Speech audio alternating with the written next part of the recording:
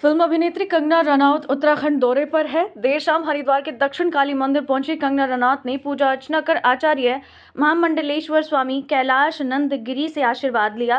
कंगना रनौत के साथ खानपुर के विधायक उमेश कुमार भी मौजूद रहे। मीडिया से बात करते हुए कंगना ने कहा कि उत्तराखंड देवभूमि है, उन्हें यहाँ आकर काफी अच्छा लग रहा है। पिछले कई दिनों से उनकी केदारनाथ जाने की इच्छा थी, जो अब पूरी हो गई है।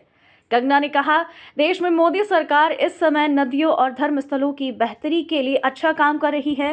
वहीं आगामी लोकसभा चुनावों के लिए कंगना रनौत ने कहा, 2024 के नतीजे वैसे ही होंगे जैसे 2019 के थे।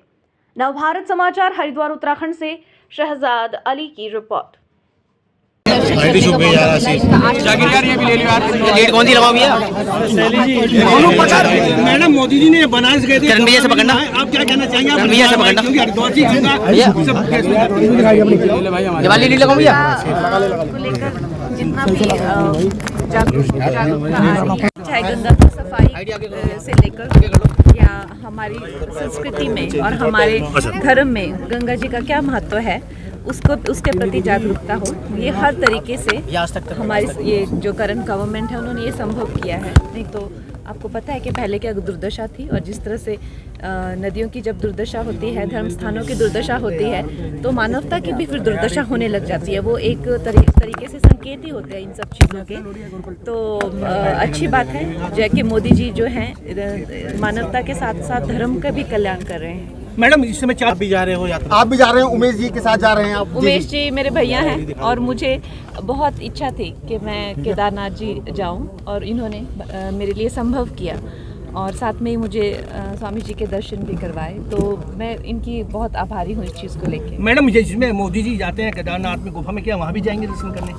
वहाँ डेफिनेटली हमारी तो इच्छा है कि हम वो सब जगह जाएं जो बहुत फेमस है, और हमारी महाभारत में भी इसका खास उल्लेख किया गया है कि केदारनाथ जी जो है पांडव वहाँ पे गए थे और द्रौपदी के साथ में, और उन्होंने वहाँ पे पूरा जो उनको अपने एक विनाश का उनका पूरा एक चैप्टर है महाभारत में, क्या क्या उन्होंने वहाँ पे किया था। और मैंने जिस दिन से वो पढ़ा है उस दिन से मेरी ऐसी इच्छा थी कि मैं जाऊँ केदारनाथ, और मुझे अब सौभाग्य प्राप्त हो रहा है। मैडम स्वामी जी से कोई वार्ता हुई, धर्म के बारे में कुछ चर्चा हुई? स्वामी जी से बस वही है कि अब हमें इनके साथ में थोड़ा समय मिले। अब तक तो आप लोग भी अंदर थे, तो कहाँ हमें ना बात करने दिया, ना इतना शोर बहुत ज़्यादा था।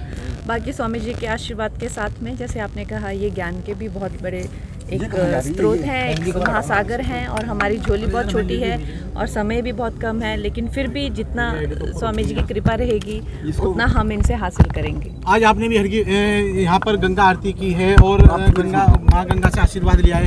क्या संदेश आप यहाँ से आज देना चाहेंगे? गंगा को किस तरह स्वच्छ रखा जाए, और राजनीति में 2024 में क्या हो?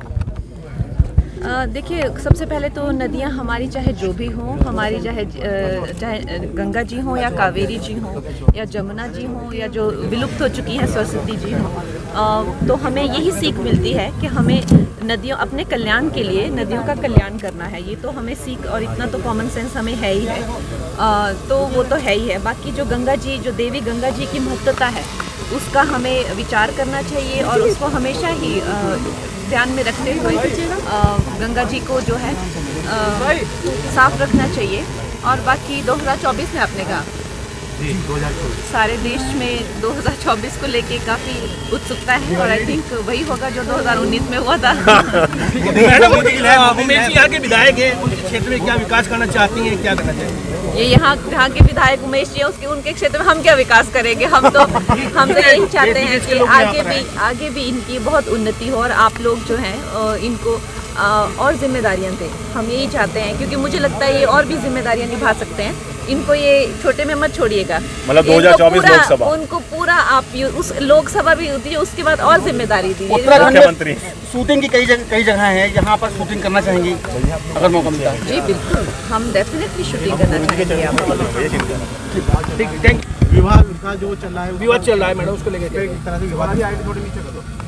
सर देखिए, जो शादी होती है वो दिल के रिश्ते होते हैं, है ना, आप ये सभी जानते हैं। और शादी जो है दिल के रिश्ते होते हैं। जब लोगों के दिल मिल गए हैं, तो बाकी वो जो उनकी प्रेफरेंस है उसमें हम क्या बोल सकते हैं। मैडम, दूर दूर से चारधाम में यात्री आए हैं, यहाँ के सीएम हैं पुष्कर सिंह धामी, क्या मांग करेंगे उनसे कि चारधाम यात्रा संपन्न कराएं बढ़िया से? हमारे लिए तो जो है जैसा कि मैंने बताया, उमेश भैया ने अच्छा इंतज़ाम करके रखा है। और बाकी ये हैं यहाँ के कर्ता धर्ता, आप इनसे पूछिए। हम तो फिल्म एक्टर हैं यहाँ पे, तो उसी कैपेसिटी में हम आए हैं। और मुझे तो जो जहाँ देखो वहाँ पे ये जिसे देवभूमि कहते हैं, हर जगह देवता ही देवता और खूबसूरती दिख रही है। हम तो प्रसन्न हैं बस यहाँ। मैडम, आप बॉलीवुड की बात की आपने, सलमान खान को भी धमकी मिल रही है जेल से, लॉरेंस बिश्नोई जैसे आते हुए धमकी दे रहे हैं, आप किस तरह देखते हैं जिस तरह धमकी दी जा रही है?